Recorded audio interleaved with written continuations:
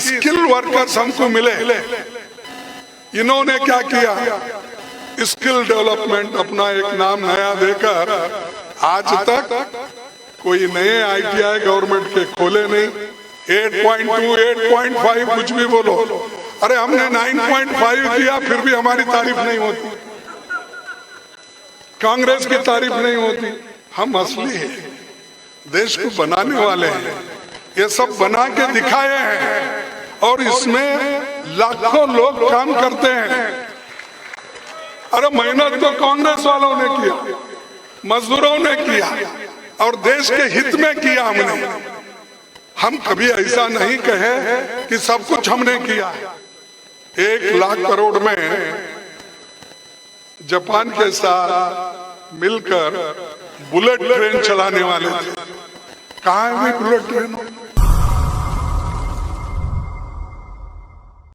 आप बोलिए, ये सब आज जो बोल रहे मोदी सब लोकल मेड, लोकल विमान को बताते हैं ये भी लोकल मेड है। किसी जगह जाते हैं इंजन को बताते हैं रेलवे, ये भी लोकल मेड है। फिर भाई 1 लाख करोड़ रुपए खर्च करके आप अहमदाबाद से बॉम्बे तक, मुंबई तक 1 लाख करोड़ में जापान के साथ मिलकर बुलेट ट्रेन चलाने वाले थे। कहाँ है भी बुलेट ट्रेन? कोई मजदूर बैठ के आया क्या उसमें? अभी आया नहीं आया। ऐसी झूठे वायदे करते हैं और हमने रोज जो रेल बिछाई उसके ऊपर उनकी गाड़ी चलती है और हरा झंडा हाथ में लेके फिराते हैं। क्या नया लाइन कोई डाले? सिर्फ इंजन बदलना, नाम देना अलग अलग, वंदे भारत, वंदे मातरम, अलग अलग नाम से। कोई एक्सप्रेस, कोई और तेजी से भागने वाला। अरे यहाँ पर 80 से ज्यादा भागता ही नहीं। फिर भी ये कहीं भी जाते हैं, जब चुनाव आता है तो हरी झंडी बताने के लिए वहां एक ट्रेन को तैयार करते हैं, तैयार करके वहां जाते हैं। अब हमारे कर्नाटक में गए थे, वहां जाने के बाद वो बेंगलुरु से एक ट्रेन उन्होंने, जो हमने पहले ही छोड़ा था वाराणसी के लिए, जब मैं रेलवे मिनिस्टर था, एक वाराणसी के लिए, एक वैष्णो देवी के लिए, एक हमारे अजमेर के लिए। सो उसी को इंजन बदले, कलर बदला और हरी झंडा लेके ठहरे, मैं वाराणसी को भेज रहा हूँ वाराणसी। काम ने हमने किया। अब ये तो ऐसा हो गया, मेहनत करे मुर्गी साहब, अंडा खाए फकीर साहब। अरे मेहनत तो कांग्रेस वालों ने किया, मजदूरों ने किया और देश के हित में किया हमने। हम कभी ऐसा नहीं कहे कि सब कुछ हमने किया, लेकिन हमने ये जरूर कहा हम जो किए हैं वो आपको बताए हैं, लोगों के सामने है। और रोज उठ के कांग्रेस को टीका करते हैं। तो मैं पूछना चाहता हूं कि जो इस नेहरू जी के दौर में हिंदुस्तान से प्यार किसने बनाया? HMT किसने बनाया? BHEL किसने बनाया? स्टील प्लांट किसने डाला? IIT, IIM, AIIMS, national design institute, drug research institute, ISRO, ONGC और रेलवे के कई कारखाने बने। भाखड़ा नामकल, हीराकुंड, दामोदर घाटी जैसे कई बांध बने, जिनको आधुनिक भारत का मंदिर और तीर्थ यात्रा पंडित जवाहरलाल नेहरू जी कहते थे। हम आपके जैसे नकली नहीं थे, हम असली हैं, देश को बनाने वाले हैं। ये सब बना के दिखाए हैं और इसमें लाखों लोग काम करते हैं, लेकिन उसको कम करते करते आ रहे हैं। वो भी आंकड़ा मैं देता हूँ, इसलिए मैं दे रहा हूँ कि आपको ये मालूम हुआ, आप सैकड़ों लोगों से ये बात कर सकते हैं। हालांकि आपको मालूम है, फिर भी मैं मेरे विचार दोहरा रहा हूं, तो वो क्योंकि ताकि वो लोगों तक पहुंचे, मजदूरों तक पहुंचे, नीचे वर्गों तक पहुंचे, इसलिए ऐसे कौन सा एक्ट मोदी जी और शाह जी बना के दिए हैं, आप बताइए। ये एक्ट सबने बनाया लेबर के लिए। इन्होंने क्या किया, मजदूरों को नए एक्ट वेलफेयर मेजर लाने के बजाय इन्होंने जो हमने बनाया था उसको 4 कानून में बदलकर एक कोड करके खत्म किया। मजदूरों के वेतन और सामाजिक सुरक्षा के साथ बड़ी संख्या में मजदूरों वाले प्रमुख क्षेत्रों के श्रमिकों के वेतनमान पर अलग से ध्यान दिया गया। पीएफ की सबसे पहली व्यवस्था 1948 में कोयले खानों के मजदूरों के लिए हुई और 1952 में इसका विस्तार हुआ। यूपीए शासन में श्रमिकों के हित में कई काम हुए। के इतिहास में 2010-11 में जब मैं लेबर मिनिस्टर था, तब ब्याज दर सबसे अधिक 9.5 की गई। आज तक इन्होंने 9% तक भी नहीं आए, हमेशा 8.5% कुछ है ना, 8.2, 8.5 कुछ भी बोलो। अरे हमने 9.5 किया, फिर भी हमारी तारीफ नहीं होती, कांग्रेस की तारीफ नहीं होती, इंटक की तारीफ नहीं होती, क्योंकि ये सब आपके दबाव के वजह से हमने किया, आपके प्रेशर में किया। अगर आप नहीं कहते थे तो हम करने का सवाल ही नहीं था। कोई रोए तो ये दूध पिलाना ना। तो ये जो चीजें हैं, इनमें वर्कर्स के लिए कोई नहीं है। और 2010-11 तो 9.5 दिए थे और 2022 तक 500 मिलियन कुशल श्रमिकों के लिए योजना बनाई, स्किल डेवलपमेंट। हमारे समय देश में 10,750 ITI खुले। कितने? 10,750 ITI खुले। इसमें सरकारी 500 ITI हमने खोला। इसलिए खोला कि स्किल वर्कर्स हमको मिले। इन्होंने क्या किया, स्किल डेवलपमेंट अपना एक नाम नया देकर आज तक कोई नए ITI गवर्नमेंट के खोले नहीं, क्योंकि गवर्नमेंट के जब खोलेंगे तभी गरीबों के बच्चे उसमें पढ़ेंगे। अगर ITI अगर प्राइवेट कितना भी करेंगे तो गरीब के बच्चों को, मजदूरों के बच्चों को उसका फायदा नहीं होगा।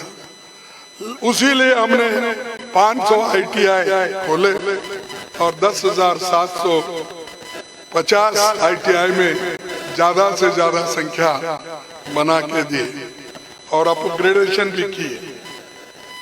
100 मल्टी स्किल डेवलपमेंट सेंटर हमने खोला। जर्मनी और दूसरे देशों के सहयोग से इस बाबत ऐतिहासिक काम हुआ और जो नक्सल प्रभावित इलाकों और पूर्वोत्तर हमने खास ध्यान दिया। अनऑर्गेनाइज्ड सेक्टर के लिए 1,000 करोड़ रुपए का सामाजिक सुरक्षा फंड बनाया। राष्ट्रीय स्वास्थ्य बीमा योजना उसी वक्त शुरू हो गई।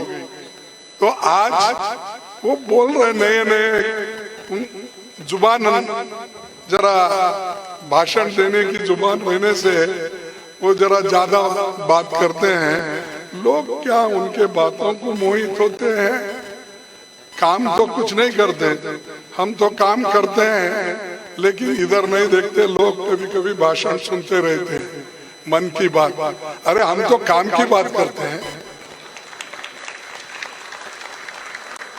2014 के बाद मोदी सरकार ने मजदूरों के अधिकारों पर चोट पहुंचाई। पहले का बयान लेबर वेलफेयर का ढांचा नष्ट कर दिया। सालों की मेहनत से कांग्रेस सरकारों ने मजदूरों की रक्षा में जो कानूनी उपाय किए उसे चंद उद्योगपतियों के फायदे के लिए कमजोर कर दिया और श्रमिकों के शोषण के लिए खुली छूट दे दी। भारत 1922 में ILO का परमानेंट सदस्य रहा। श्रमिकों के हितों की रक्षा संबंधित सभी कन्वेंशन का पालन करने के लिए हम बाध्य थे। ये रेड्डी साहब भी जानते हैं, वो खुद हमारे साथ कई बार स्विट्जरलैंड आए थे, दूसरे जगह भी आए थे। तो हमने जितना कन्वेंशन इंप्लीमेंट किए हैं शायद ही दूसरे कोई सरकार नहीं की। और सारे विपक्ष के विरोध के बाद भी लेबर कोड्स को मोदी सरकार ने कोरोना काल में पारित करा दिया, जो ILO कन्वेंशन की भावना के भी खिलाफ था। लेकिन इसके बारे में क्यों नहीं आवाज उठ रहा, मुझे समझ में नहीं आ रहा। अरे पहले हमारे पास छोटी मोटी कुछ गलतियां होती, कांग्रेस के पीरियड में सब रास्ते बंद होते थे, सब जगह टकराव होता था, तोड़फोड़ होती थी। और वो कराने वाले कौन? वही लोग RSS के मजदूर संगठन वाले ही। आज वो गपचुप है, वो कुछ बात ही नहीं करते हैं क्योंकि सरकार उनकी है। और बाकी के वक्त हमको कहते थे रेड्डी साहब को ले जाना, सब पार्टी सब यूनियन का लीडर आगे करना और हमको कहना कि सब यूनियन मजबूत। फिर आप आज कहाँ हो, कहाँ है वो लोग? वो लोग की जबान बंद हो गई, आवाज उठ रही नहीं, कुछ बोलते नहीं है। इतना बड़ा अनएम्प्लॉयमेंट हुआ, इतनी महंगाई हुई, तो उनका आवाज बंद है। लेकिन मोदी सरकार इन काले कानूनों के बाद एक और कानून बनाया। आप समझ सकते हैं ये कौन सी कानून है? हड़ताल करने पर 1 साल की सजा और 10,000 रुपए का जुर्माना। हड़ताल के लिए चंदा या मंच देने वालों पर जुर्माना और जेल का प्रावधान उन लोगों ने किया जिनके भाषणों में दिन में 2 बार तो इमरजेंसी के बारे में बोला जाता है। वो लोग कर रहे हैं ऐसे कानून, जुर्माना करना, जेल में भेजना, ये सारी चीजें वो लोग। और बीजेपी RSS नेता ये तो नारा ऐसा लगाते हैं, श्रमेव जयते। लाभार्थियों की संख्या 2017-18 में 3 करोड़ 11 लाख थी। ये सुनिए, ESI लाभार्थियों की संख्या 2017-18 में 3 करोड़ 11 लाख थी और वो घटकर 21% गिरकर आज 2 करोड़ 47 लाख हो गई है। तो कितने लोग वंचित हो गए ESI से। और रोज एडवर्टाइजमेंट देखिए, वो ESI बढ़ रहा। हमने इतने कार्ड दिए, इतने लोग जुड़े। लेकिन ये जो है, हमने आंकड़े जो लिए, पार्लियामेंट में जो हम क्वेश्चन डालते हैं, जो प्रश्न पूछते हैं, उसी के उत्तर में हमको मिला हुआ है। लेकिन इसके बावजूद भी वो मजदूरों के बहुत, गरीबों के बहुत बड़े नेता और सरकार है। अब दूसरी चीज, मोदी सरकार अमीरों और गरीब बनाने में जुटी है। उसे मजदूर किसान नहीं दिखता। देश के टॉप यानी सबसे ऊपर 5% लोगों के पास 62% दौलत है। 5% लोगों के पास 62% दौलत है। वहीं नीचे 50% लोगों के पास केवल 3% दौलत है। और जीएसटी जिसका आवंटन होता है सब राज्य को, और जो जीएसटी हम देते हैं, जो आमदनी सरकार को होती है, उसमें नीचे के 50% आबादी 64% जीएसटी देती है, और अमीरी को सबसे कम 3-4% उनका होता है। लेकिन हमारा पूरा पैसा LIC के थ्रू, बैंकों के थ्रू, सबके थ्रू चलता है। आज दूसरी बात मैं ये कहना चाहता हूँ, हमको ये कहते थे जब नरेगा योजना श्रीमती सोनिया गांधी जी, मनमोहन सिंह जी ने लागू की थी, उस वक्त उन्होंने ये कहा 2021 में कि जब वो आए 2014 में, तब उन्होंने कहा कि मनरेगा मैं कभी नहीं निकालूंगा, क्योंकि ये यूपीए सरकार का विफलता है और जीता जागता स्मारक है, ऐसा उन्होंने कहा था। लेकिन यही मनरेगा 2020-21 के आंकड़े कहते हैं 23 करोड़ लोगों को गरीबी रेखा के नीचे चले गए। इनके जमाने में वो 23 करोड़ लोग गरीबी रेखा के ऊपर थे, उनको नीचे लाए। क्यों लाए? जो मनरेगा में पैसे मिलते थे वो कम कर दिए, पैसा देना बंद कर दिए, और उसी के वजह से कोविड में लोग बच गए, माइग्रेंट वर्कर्स बच गए, अनऑर्गेनाइज्ड वर्कर्स बच गए। तो ये हमारी देन है लोगों को बचाने की, और उनकी देन है लोगों को खत्म करने की, मारने की, और ऊपर से फिर बड़े बड़े बात करते हैं। और पब्लिक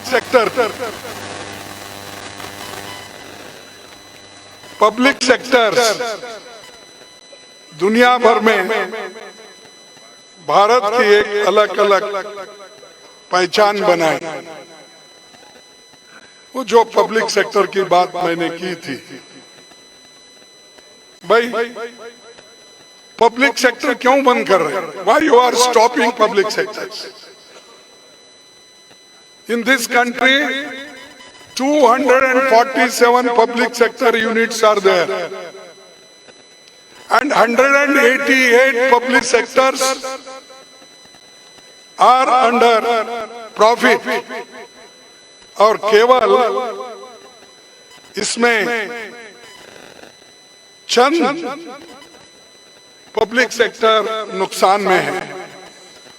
और ये जो पब्लिक सेक्टर में हमने फायदा कमाया है या आपने कमा के दिया है, वो है 2,49,49 यानी 2,49,00,000, और बाकी का जो घाटा है केवल 15,000 करोड़ रुपए है। प्रॉफिट है 2,49,00,000 और घाटा है सिर्फ 15,000 करोड़। तुम बंद कर रहे हो। अरे एक अदानी को 80,000 करोड़ लोन देते हो, लेकिन यहाँ पर जो मजदूर, जो पब्लिक अंडरटेकिंग 2,49,00,000 फायदा करते हैं, तो उनके पेट पे आप लात मार रहे, बंद कर रहे हैं। गवर्नमेंट का काम बिजनेस करना नहीं है, ये मोदी साहब ने गुजरात में बोला था। जब वो चीफ मिनिस्टर थे। फिर बिजनेस करना नहीं है तो क्या है भाई, बिजनेस भी करना, लोगों को एम्प्लॉयमेंट भी देना, सब लोगों को खुशहाली से रखना आपका काम है। इसीलिए तो पंडित जवाहरलाल नेहरू जी का याद आज किया जाता है, लेकिन इनके पास वो नहीं है। मैं थोड़े आंकड़े इसलिए बता रहा हूं, क्षमा कीजिए थोड़ा लंबा हो रहा है, फिर भी हमको बताना होगा। सर, पब्लिक सेक्टर यूनिट्स में 2014 में जब हमारी सरकार थी 13,51,000 लोग काम करते थे। कितना? 13,51,000 लोग काम करते थे। आज मोदी सरकार के अंदर 8,41,000 काम लोग करते हैं। तो आप ही सोचिए कितना कम होगा। 5 लाख नौकरियां इसी में कम हो गए। और ये कहते हैं हर साल मैं 2 करोड़ नौकरियां दूंगा। कहाँ है तुम्हारे 2 करोड़? ये पब्लिक सेक्टर के आंकड़े हैं, मेरे नहीं है। ये पार्लियामेंट में उन्होंने जो दिया है वो है। और बैंक्स में 8,86,000 इतने एम्प्लॉइज थे। आज कितने हैं? 7,80,000। तो करीब 1 लाख लोगों को निकाला गया। रेलवेज में 18 लाख लोग थे, वो घटकर थोड़े कम हो गए थे, लेकिन बड़ी संख्या में रेलवे में काम करते थे। आज 11,08,000 लोग काम करते हैं। तो 7 लाख नौकरियां चले गए। मोदी सरकार एक एक कर तमाम पब्लिक सेक्टर्स को खत्म कर रही है। और ये अश्योर्ड जॉब्स हैं जो गरीबों को मजबूती से ठहरने के लिए, पेट भरने के लिए, बच्चों के स्कूल के जाने के लिए, संसार चलाने के लिए, बेफिक्री से काम करने के लिए इसका फायदा होता है। उस अश्योर्ड जॉब्स को निकालकर आप डेली वेजेस, कॉन्ट्रैक्ट लेबर्स ये बना रहे। तो ये चीजें अमीरों के फायदे के हैं, लेकिन गरीब को नुकसान पहुंच रहा है। और इतने नौकरियां रोज चले जा रहे हैं। और ये जो पैसे आज अमीरों के पास जा रहे हैं, 80,000 करोड़ किसका गया? LIC जो पॉलिसी होल्डर्स है, जो अपने बच्चों के लिए रखते हैं, बूढ़ों के लिए रखते हैं, लाइफ इंश्योरेंस कर लेते हैं, उसमें से निकाल के दिए। हम बैंक में डिपॉजिट रखते हैं, वो निकाल के कर्ज इनको दिया जाता है। और आज हमारे देश में 35 वर्ष आयु के युवा 65% है। उसके सभी उसके जो काम करने के योग्य है 35 के नीचे के, उतने 65% है। उनको कहाँ काम है? तो उनको काम भी नहीं। 2 करोड़ वायदा किए थे वो भी भरे नहीं। कम से कम 30 लाख वैकेंसीज गवर्नमेंट में है, वो तो भरिए। 30 lakh, not 1 lakh, 2 lakh, 30 lakhs vacancies are there. You fill up.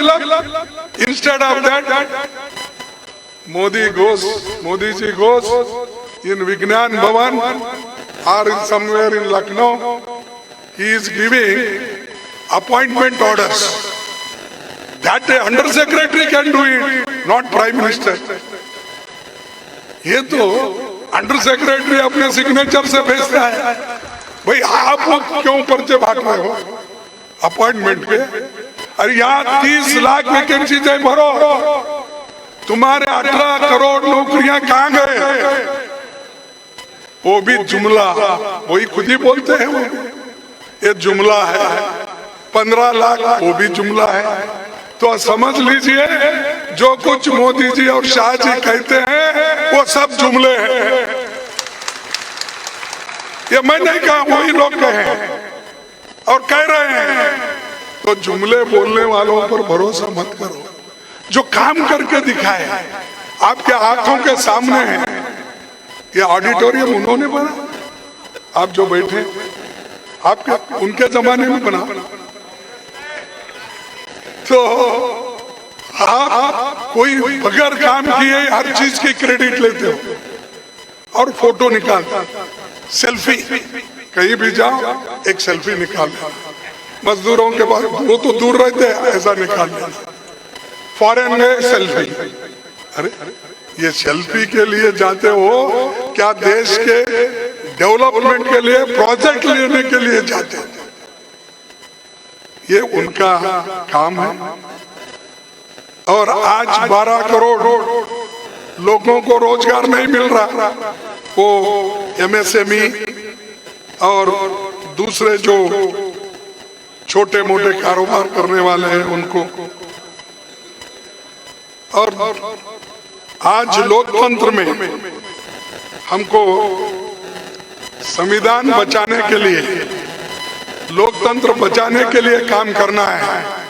और मैं आपसे विनती करता हूं, अगर ये आप नहीं करेंगे, संविधान नहीं बचाएंगे, लोकतंत्र नहीं बचाएंगे, तो इस देश में डिक्टेटरशिप आएगा और सबको खत्म कर देगा। ये ध्यान में रखिए। संसद को भी सरकार एक रबर स्टैंप बनाई। जैसा हम कुछ बात रखना चाहते हैं गरीबों के ओर से, तभी हमको वहां पर ना मान्यता, ना हमारे कानून को मान्यता। हम जो रखते हैं उनके सामने वो एकदम पास कर लेते हैं। हमारे 15 लोगों को नोटिस मिला, एक महिला सदस्य को सस्पेंड किए। क्यों? अरे वो गरीबों की आवाज उठा रहे थे, अदानी की आवाज उठा रहे थे कि जिसने केवल, मैं उनका आंकड़ा दूंगा कि उन्होंने 2004 में उनकी संपत्ति थी 3000 करोड़। 2004 में कितनी थी? 3000। 2014 में उनकी संपत्ति हो गई 50,000 करोड़। 2021 कोविड के पीरियड में उनकी संपत्ति हो गई 2 लाख करोड़। और 21, 22, 23 में 2.5 साल में उनकी संपत्ति हो गई 12 लाख करोड़। ऐसा कहीं जादू बताओ भाई हमको भी, हम भी बोलेंगे हमारे मजदूरों को, तुमको काम करने की क्या जरूरत है? मोदी के पास ऐसी गोली है कि वो खाते ही आप 2.5 साल में 12 लाख कमा सकते हो। ये मेरे आंकड़े नहीं, उन्हीं के हैं। और ये तो हम, यही है तो हम पार्लियामेंट में उठाए थे, यही दिग्विजय सिंह साहब ने उठाया, यही मैंने उठाया, लोकसभा में राहुल जी ने उठाया, और हमारे भाषण को पूरा खत्म कर दिया, निकाल दिया। क्यों भाई? कोई तो अनपार्लियामेंट्री उसमें नहीं था। तो मैं आगे बताऊंगा राहुल जी का भाषण क्यों निकाला। उन्होंने क्या पूछा? आपके विदेशी दौरों में अडानी जी कितनी बार गए? क्या ये अनपार्लियामेंट्री है? नहीं। कितनी बार आपको बाद में ज्वाइन किए, यानी आप जाने के बाद फिर वो मिले? क्या ये भी है? आपके विदेशी दौर के तुरंत बाद वे कितने देशों में गए? यानी मोदी साहब इधर आना, अदानी साहब उधर जाना, वो कितने बार? और इन देशों में कहां अडानी को ठेका मिला? ये उन्होंने पूछा।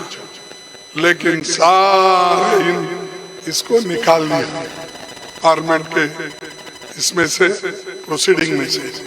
और मैंने राज्यसभा में पूछा यही चीजें, और ये 13 गुना कैसी संपत्ति बढ़ी वो बताई है, और दूसरी चीजें भी हमने कही, वो मेरे भी 6 पूरे पैराग्राफ्स निकाल दिए।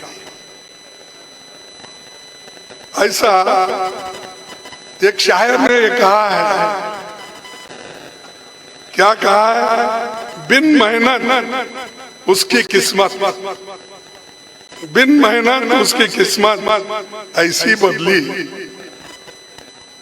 एक दराई सागर बन बैठा, एक दराई सागर बन बैठा, ये भी कोई बात हुई?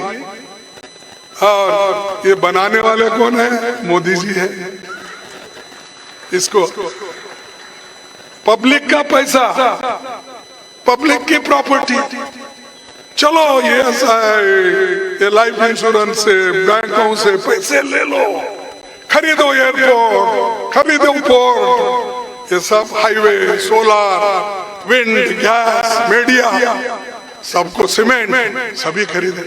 किसके पहले से? पैसे से, पब्लिक के पैसे से, पब्लिक की प्रॉपर्टी खरीदे, और सरकार बेच रही है कि करके।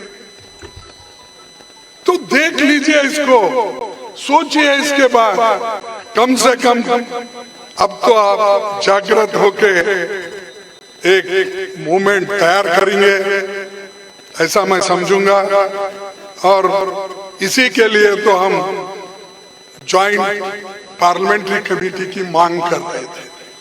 हम चाहते थे भाई पार्लियामेंट के मेंबर मिलके एक कमेटी बनाएं, वो कमेटी जांच करेगी, यही तो कह रहे थे, इसीलिए तो हमारे लोग लड़ रहे थे, लेकिन सबको नोटिस देके बाहर कर।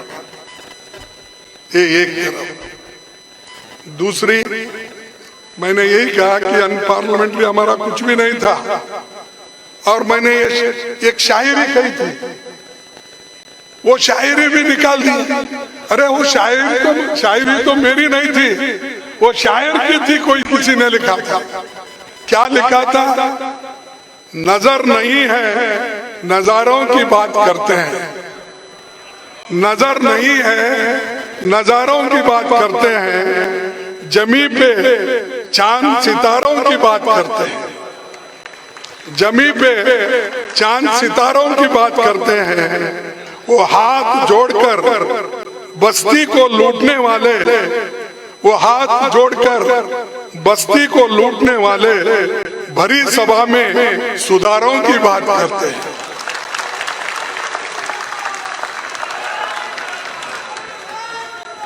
बड़ा हसीन है, बड़ा हसीन है उनकी जबान की जादू। मैंने बोला ना पहले ही, बड़ा हसीन है उनकी जबान का जादू, लगा के आग बहारों की बात करते हैं। मिली कमान तो अटकी नजर खजाने पे, मिली कमान तो अटकी नजर खजाने पर, नदी सुखा के किनारों की बात करते हैं। वही गरीब बनाते हैं आम लोगों को टैक्स, रबर पे टैक्स, पेपर पे टैक्स, पेंसिल पे टैक्स, बच्चों के दूध पे टैक्स, हर चीज पे, खाने के चीजों पे टैक्स।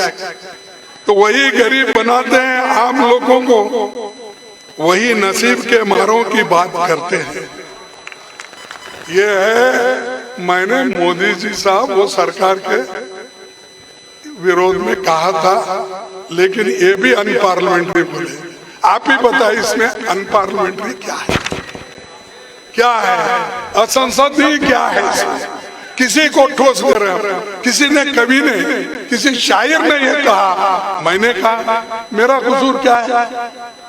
मैंने बताया, एक शायर ने ऐसा बताया, तो ये भी निकाल दिया। आज भारत का अनऑर्गेनाइज्ड सेक्टर कम से कम 44 करोड़ लोगों के हालत बहुत बुरी है। रोज 105 मजदूर आत्महत्या कर रहे हैं।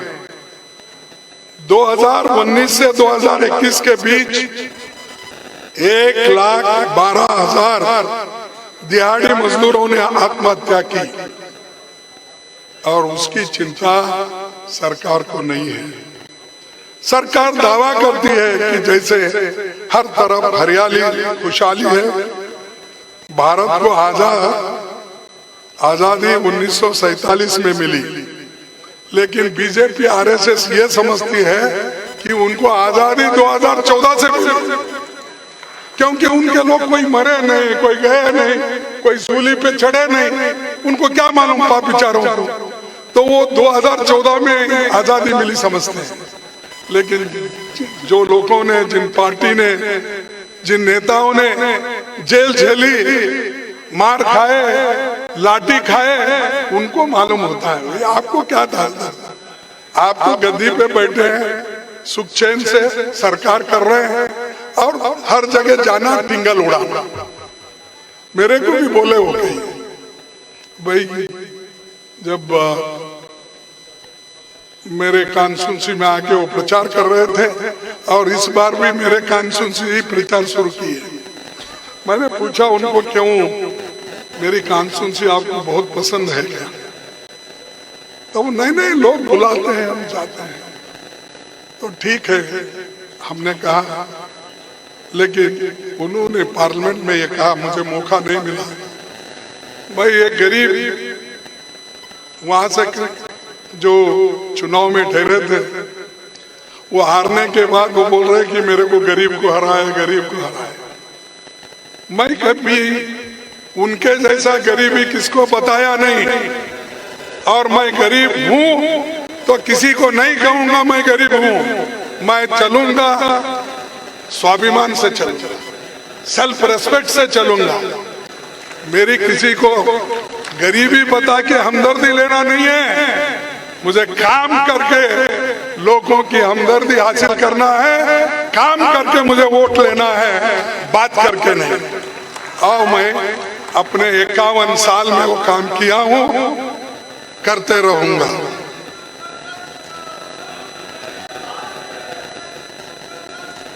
और आज इसकी भी बात वो नहीं करते।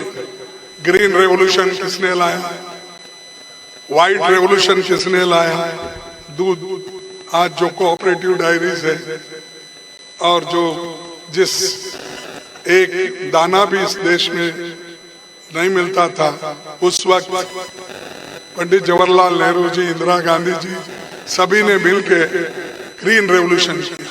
आज अनाज का भंडार भरा हुआ है गोडाउन में, और लोगों को जो फूड सिक्योरिटी एक्ट के तहत हम जो अनाज दे रहे हैं वो ग्रीन रेवोल्यूशन का काम है, कांग्रेस का काम है, सोनिया गांधी का काम है।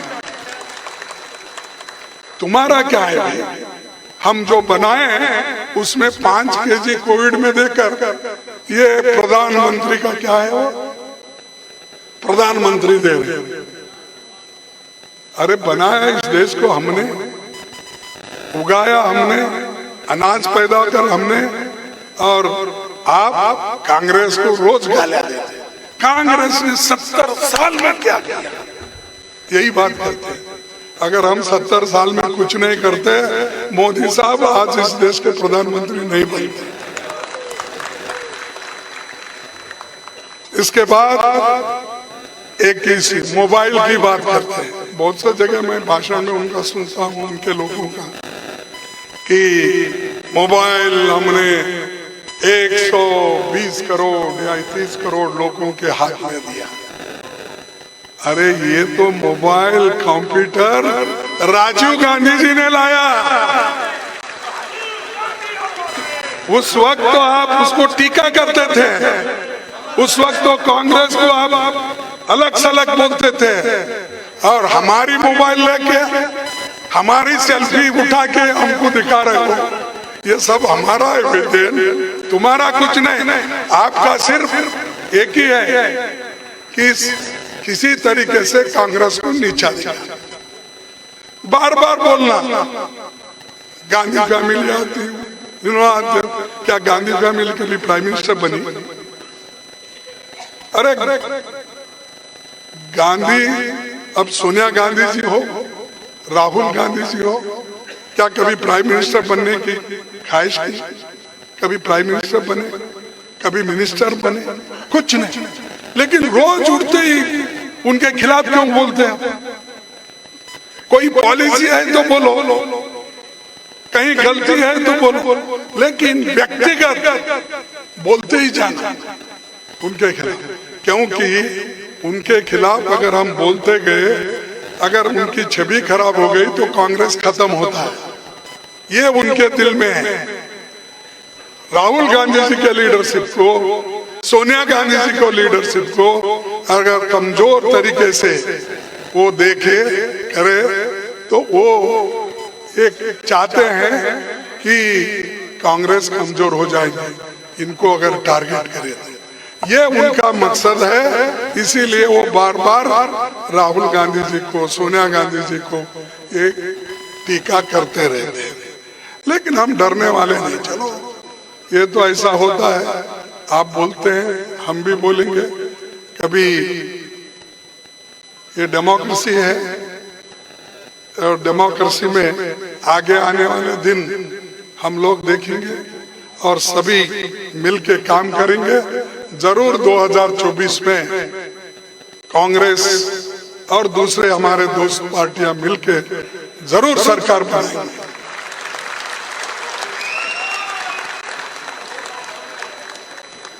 या हम सबकी कोऑपरेशन से बनेगा, कलेक्टिवली बनेगा। तो आप बार बार छाती ठोक के नहीं करते।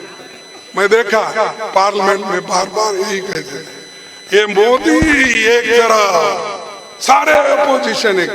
भाई इतनी घमंड नहीं करना चाहिए। हाँ, मोदी अकेला एक तरफ। अरे तुम अकेले हो, बीजेपी पार्टी है तुम्हारे साथ, आरएसएस है तुम्हारे साथ, दूसरे लोग हैं तुम्हारे साथ। पाप बेचारे इनको बनाने वाले तो घर में बैठ गए और इन्होंने अकेला छाती ठोक ठोक के बोलते हैं मैं अकेला काफी हूं सबके लिए। 56 इंच जरा कमजोर हो गया, जरा 1 इंच कम हो गए जैसा दिख रहा, देखेंगे फिर।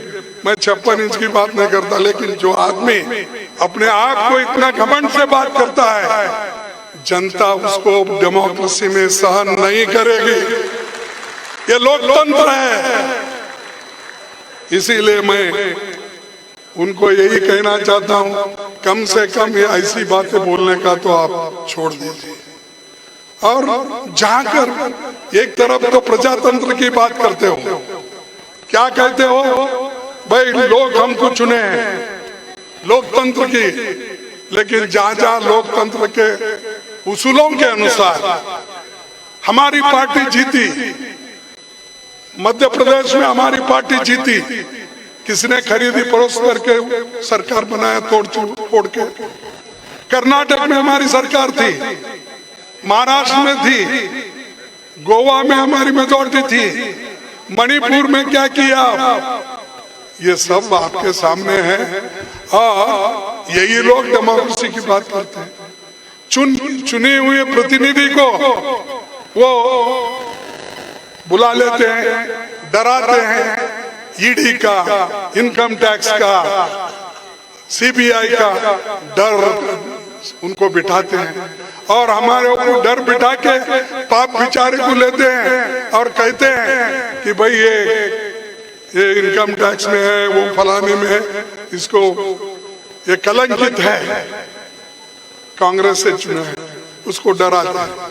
लेकिन वही कांग्रेस का आदमी, वही किसी और पार्टी का आदमी, वो जब बीजेपी में लेते हैं ना, तब वो पवित्र हो जाता है, क्योंकि उनके पास बहुत बड़ा वॉशिंग मशीन है। शाह और मोदी जी के पास इतना बड़ा वॉशिंग मशीन है, उस वॉशिंग मशीन में ये लोगों को डालते ही वो क्लीन हो जाता है।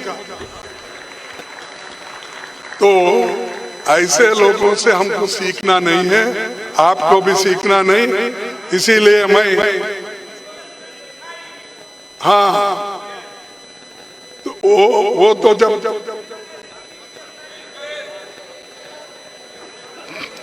ये जब आपको तो मालूम है, जब हमारी आएगी तो करेंगे, उसके लिए लड़ेंगे। तो मैं आखिरी में यही कहूंगा कि पंडित जवाहरलाल नेहरू जी ने कहा था, जो व्यक्ति अपने ही गुणों का बखान करता रहता है वो अक्सर सबसे कम गुणी होता है। उनका ये एक भाषण था, उन्होंने कहा था, इसीलिए मैं ज्यादा नहीं कहते हुए इतना ही कहूंगा कि मेरी मजदूर भाइयों से अपील है, ये सरकार की जो एंटी पीपल पॉलिसी है, एंटी लेबर पॉलिसी है, इसका डट कर मुकाबला हमको करना है, आगे बढ़ना है। और हम सभी लोग आपके साथ हैं, आपके साथ खड़े हुए हैं और मिलकर चलेंगे।